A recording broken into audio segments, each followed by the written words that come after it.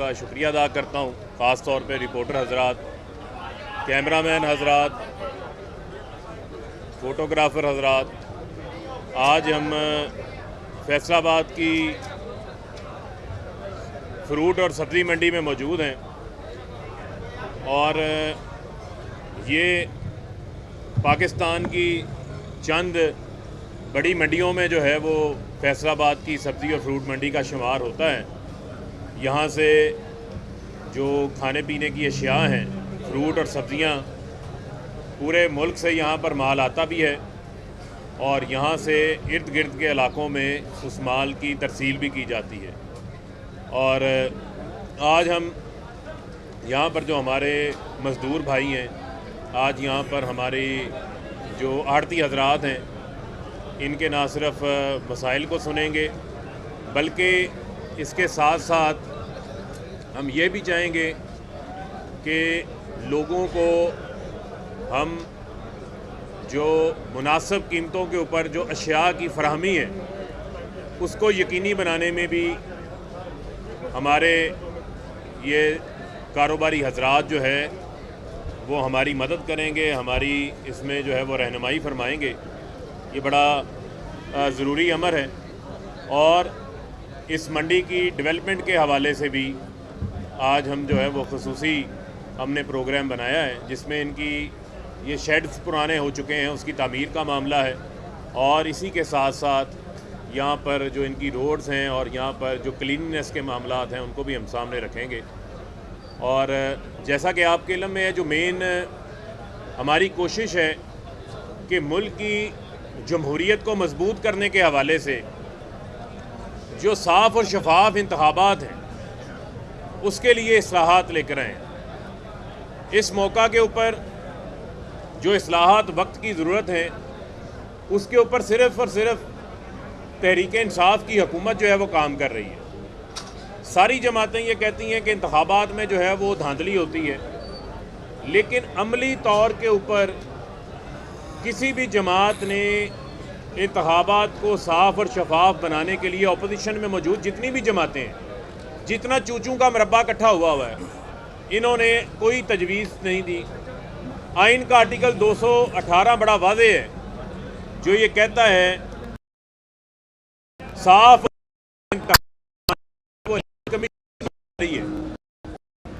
और election act 2017 की शिक नंबर 103 में ये लिखा हुआ है कि इलेक्ट्रॉनिक वोटिंग मशीन का जो है वो इस्तेमाल किया जाएगा, उसका पायलट्स किए जाएंगे, उसका ट्रायल किया जाएगा। इलेक्शन एक्ट 2017 की शिक नंबर 94 के अंदर बैरून मुल्क जो पाकिस्तानी है उनको वोटों का इख्तियार देने का, पायलट्स प्रोजेक्ट्स का कानून मौजूद है, लेकिन उसके ऊपर अमल दरामद किसने करना था? उसके ऊपर अमल दरामद इलेक्शन कमीशन ने करना है, किसी ने बाहर से आके नहीं करना। पाकिस्तान के हर इलेक्शन के बाद जो है वो धांधली का शोर मच जाता है, हारने वाला इंतखाबात को कबूल करने के लिए तैयार नहीं होता। सुप्रीम कोर्ट ऑफ पाकिस्तान ये कह चुका है कि आप इंतखाबात के लिए साफ़ और शफाफ बनाने के लिए टेक्नोलॉजी का इस्तेमाल करें। वो ओवरसीज़ पाकिस्तानी जो सालाना $30 अरब इस साल भेजे हैं उन्होंने पाकिस्तान के लोगों को, 90 लाख ओवरसीज़ पाकिस्तानी है, उनका पैसा अच्छा लगता है, उनकी पाकिस्तान के लिए हर मौके के ऊपर जो खिदमत है वो अच्छी लगती है। लेकिन जब वो भी पाकिस्तान के शहरी हैं, जब उनको वोटिंग राइट देने की बात आती है तो हम कहते हैं कि हम उनका राइट उन्हें ना दें, वो छीन लें। तो ये ऐसा नहीं हो सकता। यहाँ पर इलेक्शन कमीशन को ये बताना पड़ेगा कि जब EVM का इस्तेमाल इलेक्शन एक्ट 2017 जो कौमी असम्बली से कानून पास हुआ है उसमें मौजूद है, ओवरसीज़ को वोटिंग राइट देने का मामला शिक नंबर 94 में लिखा हुआ है, उसके लिए पायलट्स करने थे। तो आपने आज तक क्या किया है? 40 सिफारिशात जुडिशल कमीशन ने दी जब हमने धरना दिया, उसके बाद उसके ऊपर अमल दरामद के लिए इलेक्शन कमीशन ने क्या किया? आज एतराज़ात वो उठा रहे हैं जो अपनी ही इस्तेदादकार के ऊपर एतराज़ात हैं। आप जाएं इंतखाबात में, इसी मुल्क के अंदर 3-3 मरले के 5-5 मरले के मकान के ऊपर 200 वोट रजिस्टर्ड होते थे। सुप्रीम कोर्ट के हुक्म के ऊपर नई इंतखाबी लिस्टें तैयार करवाई गई, आपको याद होगा करोड़ों जाली वोट उनके अंदर दर्ज थे।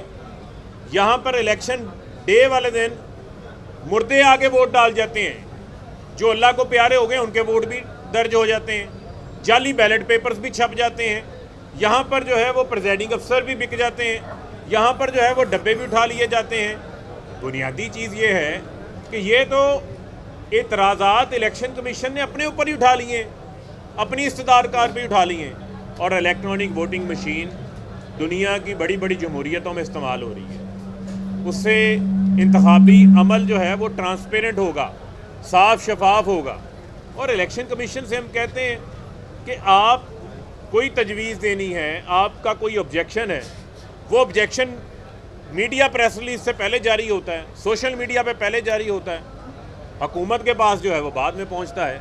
तो लिहाजा आइनी अदारा है, आइनी अदारे के जो इख्तियारात हैं, जो आइनी अदारे का एहतराम है, वो अपनी जगह के ऊपर है, लेकिन पार्लिमान कानून साजी के हवाले से सुप्रीम है, इसका भी एहतराम जो है वो अदारों के ऊपर उसी तरीके से लागू होता है जिस तरह हम आइनी अदारे के इख्तियारात का भी एहतराम करते हैं। लेकिन ये नहीं हो सकता कि एक आइनी अदारा जिसका काम है इलेक्शन को साफ शफाफ बनाना, वो आकर प्रेस रिलीज़ के ज़रिए एक ऐसा तासुर देने की कोशिश करे कि पता नहीं हम इंतखाबी इस्लाहात के जो हैं वो ख़िलाफ़ हैं। हम तो आपकी मदद कर रहे हैं, आपकी आइनी जिम्मेदारी है आर्टिकल 218 में लिखी हुई साफ और शफाफ इंतखाबात करवाना। सुप्रीम कोर्ट आपको डायरेक्शन दे चुका है टेक्नोलॉजी इस्तेमाल करने की, हम तो आपकी मदद कर रहे हैं। हमने 50 से ज़्यादा इजलास किए हैं। Ministry of science and technology इस पर काम कर रही है, मिनिस्ट्री ऑफ IT इसके ऊपर काम कर रही है। आप भी बता दें कि आपने कितने इजलास किए हैं। मैं शहबाज शरीफ से, बिलावल से पूछता हूँ, मैं मरियम से पूछता हूँ, इन्होंने इंतखाबात साफ शफाफ बनाने के लिए कोई पैरेलल तजावीज़ हैं इनके पास? इन्होंने तो EVM को देखे बगैर रिजेक्ट कर दिया, ओवरसीज़ के वोटिंग राइट को रिजेक्ट कर दिया। ये ऐसा नहीं हो सकता। पाकिस्तान के इंतखाबात को भी साफ शफाफ कराना है, पाकिस्तान के निज़ाम को भी मजबूत करना है, ये आज वक्त की ज़रूरत है।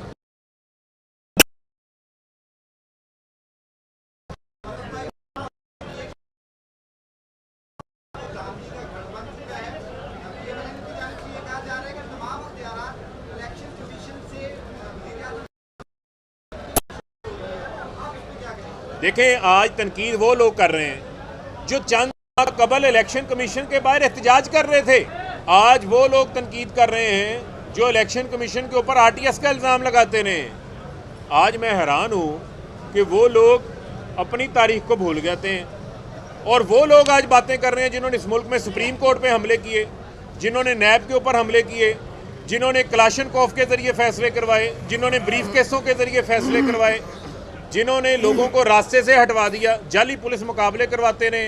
ये किसी को भूल है? आज हमें वो कहते हैं जी वज़ीर आज़म धांधली का घर बन गया। ये इनकी पैदावार ही धांधली से है, इनकी बुनियाद ही सियासत की जो है वो धांधली से रखी गई है। कभी फ्री एंड फेयर इलेक्शन से ये आई नहीं है, और ये जितना मसला है ये पैदा ही इनका किया हुआ है।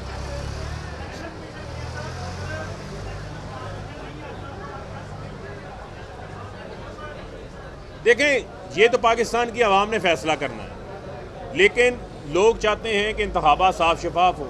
आज आप ये देखें ना, टेक्नोलॉजी का ज़माना है। ये आपका मोबाइल फ़ोन जो है, ये आपकी ऑनलाइन कारोबार भी है, आपका ऑनलाइन बैंक भी इसके अंदर आ गया है, आपकी नादरा की वेरिफिकेशन शनाख्ती कार्ड का निज़ाम भी डिजिटलाइज हो गया है, लैंड रिकॉर्ड भी डिजिटलाइज हो गया है। लेकिन जब इंतखाबात में टेक्नोलॉजी इस्तेमाल करने की बात आती है तो उस वक्त कहते हैं जी कि एल्फी डल जाएगी। और भाई आपकी कोई मोहर उठा के ले जाए तो इंतखाबी अमल रुक जाता है। वहाँ पर एक प्रिजाइडिंग ऑफिसर जो है लाइनें लंबी लगवा दे, इलेक्टोरल प्रोसेस लेट हो जाता है। EVM के ज़रिए फार्म 45, यानी जैसे ही पोलिंग बंद होगी अगले 5-10 मिनट बाद फार्म 45 आपके हाथ में होगा, किसी के पास कोई बहाना नहीं होगा। लिहाजा साफ़ और शफाफ इंतखाबात का मुस्तकबिल जो है वो इलेक्ट्रॉनिक वोटिंग मशीन्स है, जिसमें पूरी दुनिया भी काम कर रही है।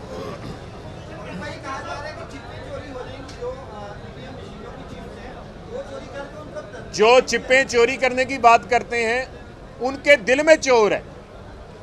वो चाहते हैं कि ठप्पा सिस्टम नाफज रहे इस मुल्क के अंदर, उनको वो ठप्पा सिस्टम जो है वो सूट करता है। और ये जितनी तनकीद है ये सारी ठप्पा माफिया की तनकीद है, और ठप्पा माफिया जो है उसको ईवीएम ही आगे ठीक करेगा।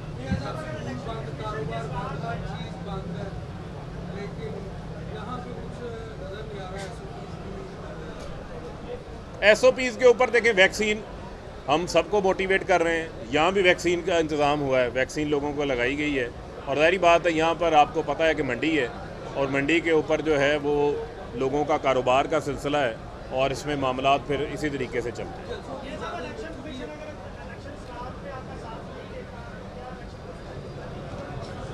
देखिए, मैंने आपको कहा पार्लियामान सुप्रीम है, और जो एक्ट ऑफ द पार्लियामेंट होगा उसी के ऊपर सबको अमल दरामद करना पड़ेगा। ये भी आइन के अंदर लिखा हुआ है कि इलेक्शन कमीशन ने एक्ट ऑफ द पार्लियामेंट के तहत इंतखाबात करवाने हैं। बहुत शुक्रिया।